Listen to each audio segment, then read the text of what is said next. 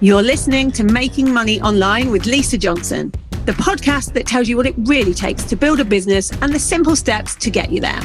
I'm determined to share with you the reality of easy, simple business marketing tips to make passive income so that you can start making money online. Hello, and welcome to today's episode. So today I really want to talk to you about getting visible and how to be consistently visible to increase profit in your business. Because we hear all the time, we have to be visible. And it doesn't really mean anything when taken just with that. We have to be visible. What does it actually mean to be visible? And what are the different types of visibility that you can have? Because there's hundreds of different ways of people seeing you out there. But first of all, you want the right people to see you with the right message. And you want to do ways that it doesn't feel like a drag. Because we've all done things in business where we're like, oh, it's Tuesday. That means I've got to go and do this thing to become visible, whether it's being in a Facebook group or doing something that we really don't want to do. And if we do that, then we resent our businesses. And in the end, we just stop doing the thing that we're supposed to do. And then people don't see us. And then we're not visible and we're not consistently visible. And then we don't get paid any money because we don't get new clients. So we want to try and find things that are things that we really like to do as well.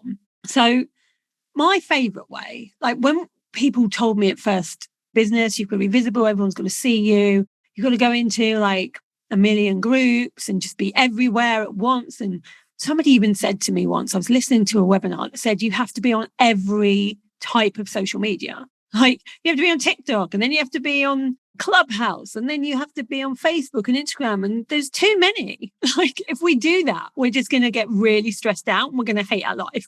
And that's not what we are in business to do. So instead, think of a way that you can be the beacon instead. So instead of you having to go out there and seek out all these different clients and seek out all these different groups, there are ways to do that as well.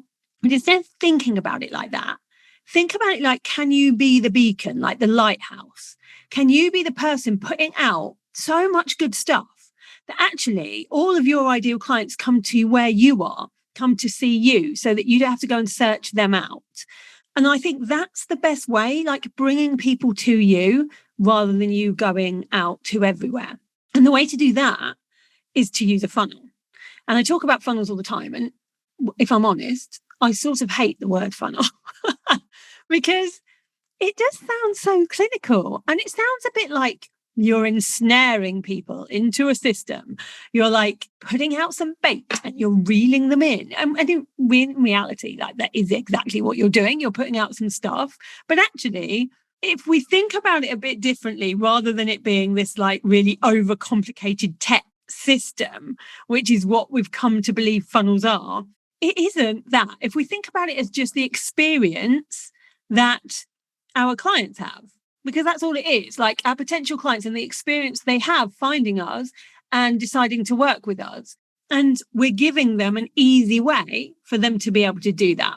So when I think about it, like, for instance, some of you guys may have been through some of my funnels. You might have been through other people's funnels. If you think of it, it's like you're just giving some value. And in return for that free whatever, they are giving you their email address. And that's how they come into your world, through a nurture sequence of emails or through, a video or whatever is the traffic generator, if you like, that you're putting out. Could be a Facebook ad, could be a blog, could be anything. But you're giving them some kind of free value. So for me, I have 6 months of Facebook Live prompts that is completely free. I have a couple of quizzes about passive income and lead magnets that I put out there. And I also have a guide to how to launch well in 2021, which gets updated. And so I put those out for free. And in return for them, people give me their email addresses.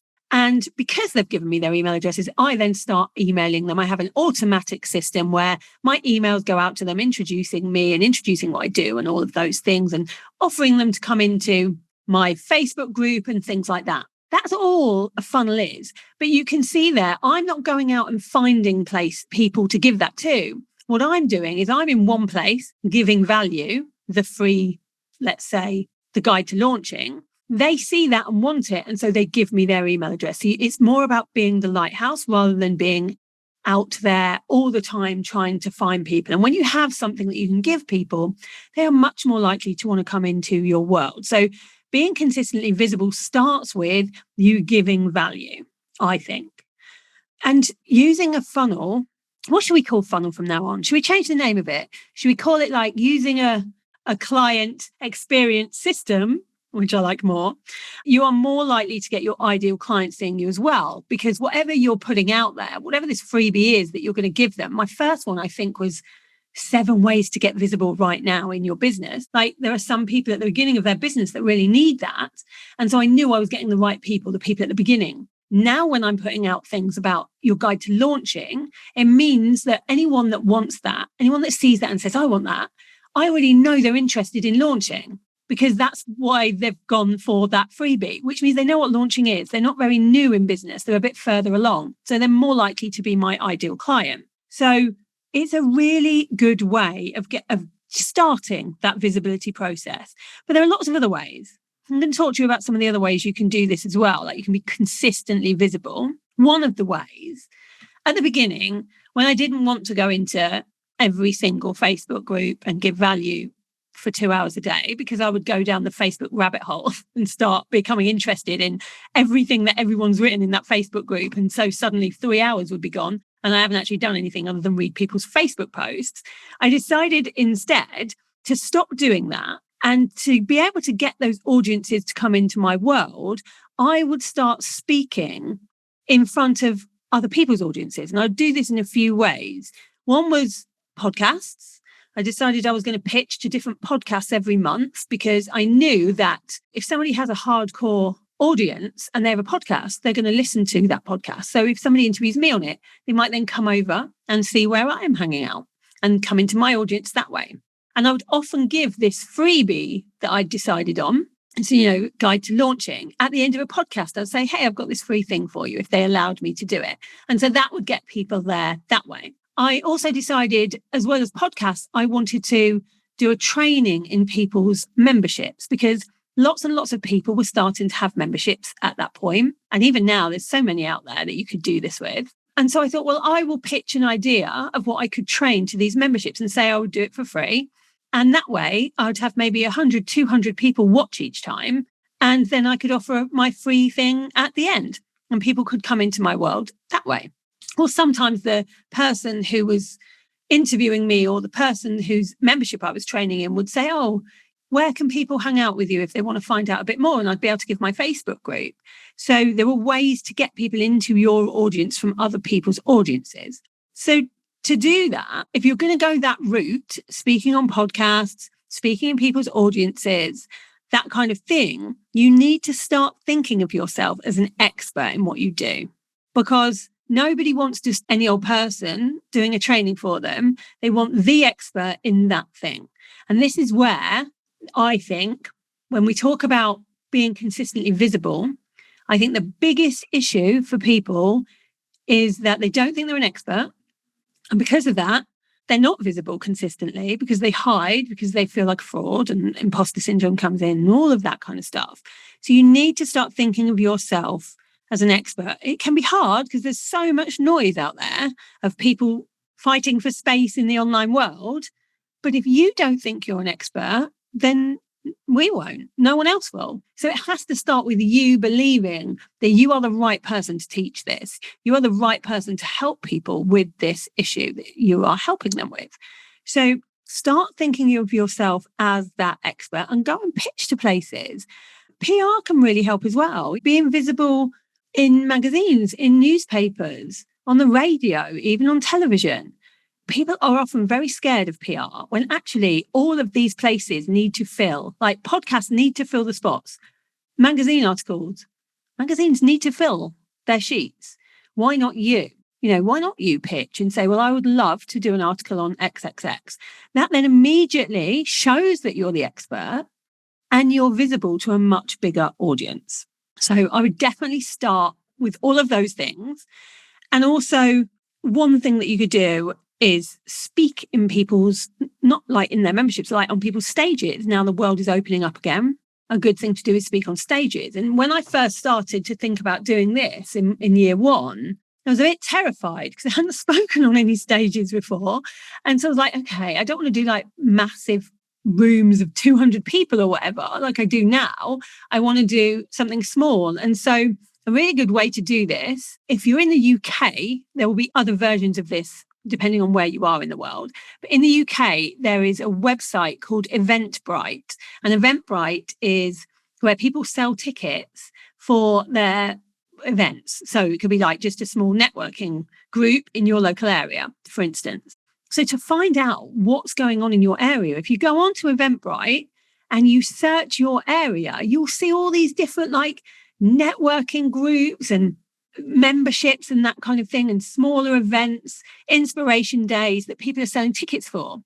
That means they might hold those monthly or weekly. And so what I would be doing is getting in touch with all of those people and asking if they need a speaker on your topic, especially if it's like lots of them are like women in business or people in business and that kind of thing. So you know that your topic will probably resonate with them. So you could get in touch and say, hey, I'm looking to speak on this. Is this something that your networking group would like?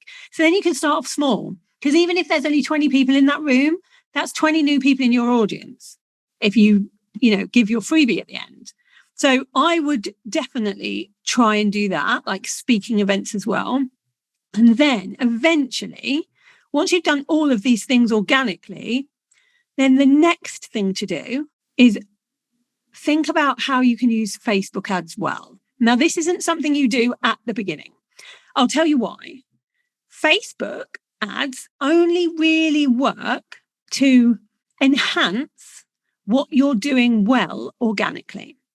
So when people start with Facebook ads straight away, they haven't tested what they're doing organically. So it's not going to work. If your funnel isn't working, for example, your freebie isn't very good, or people aren't really bothered about the message you're putting out there on your social media, then that's just going to times by 100 with Facebook ads. It's not going to make it better. It's going to make it worse.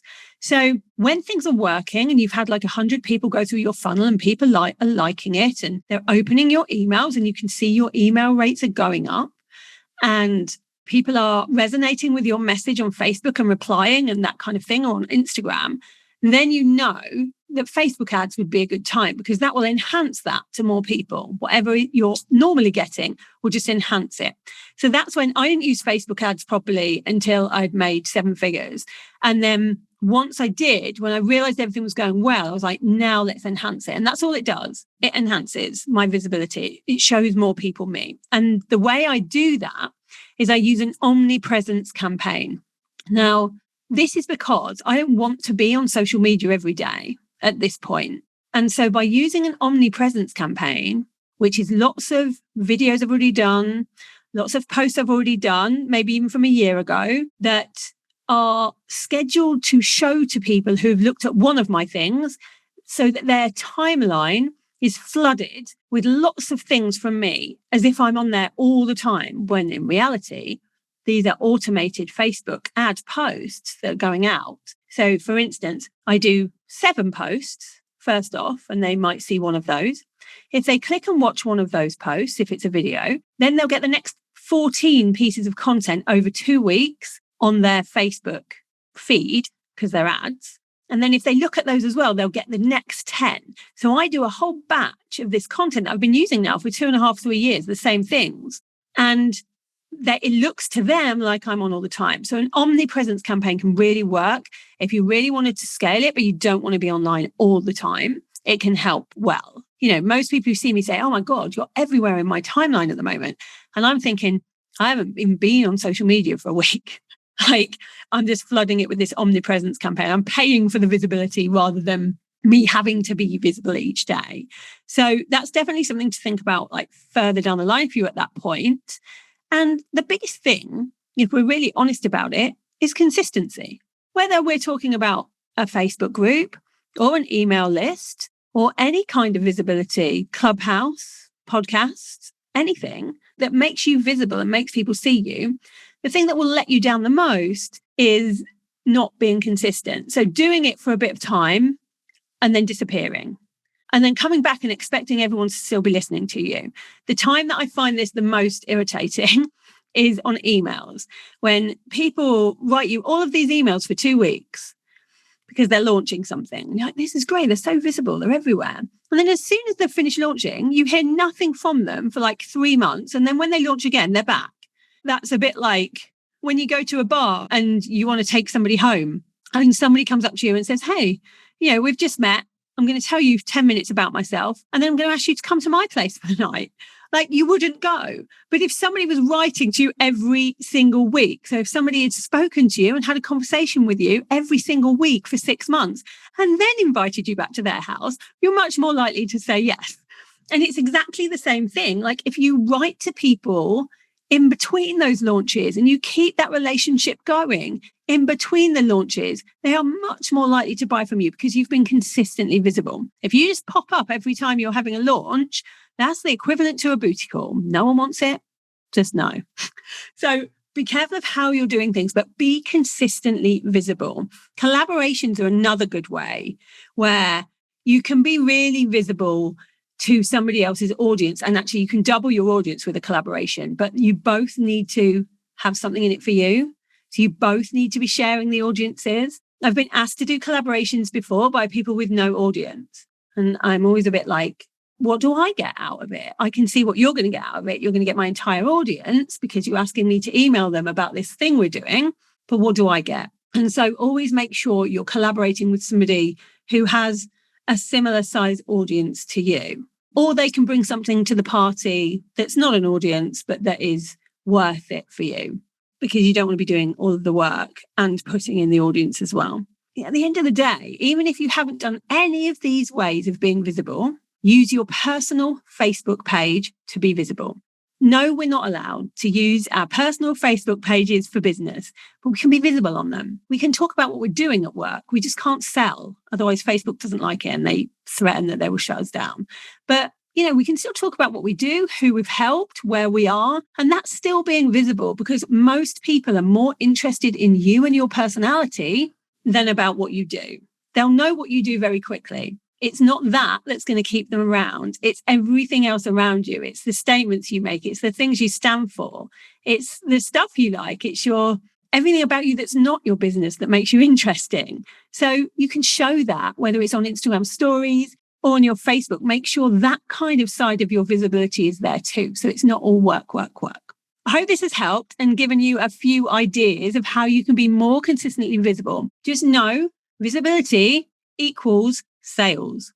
The more you are visible, however you decide to do that, the more money you'll make, always, because more people will see you and be able to resonate with you. So stay visible. Don't get scared of being visible. We will talk about in a different podcast episode about how to get over this fear of visibility that a lot of people have, because I had a bit of that at the beginning as well, and found some strategies to work with that. So we'll talk about that later on. But for now, get out there, show who you are and what you can do. And I will speak to you soon. Thank you for listening to Making Money Online with Lisa Johnson. If you'd like to get hold of my guide to launching, go to lisajohnson.com/launch and let's get you making money online.